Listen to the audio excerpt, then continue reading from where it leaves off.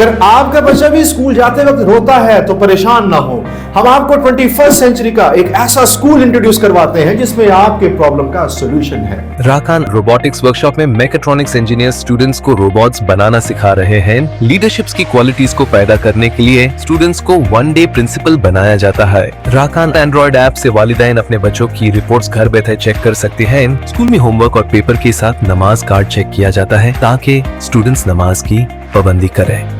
Physical training sessions और yoga classes के जरिए स्टूडेंट्स की फिटनेस का ख्याल रखा जाता है। राकान आउटडोर क्लासेस के जरिए क्लासरूम से आजाद माहौल में किताबों की प्रैक्टिकल एप्लीकेशन सिखाई जाती है। स्पोर्ट्स फेस्टिवल और कैरेक्टर बिल्डिंग सेमिनार्स के जरिए बच्चों की शख्सियत को बेहतर अंदाज में निखारा जाता है।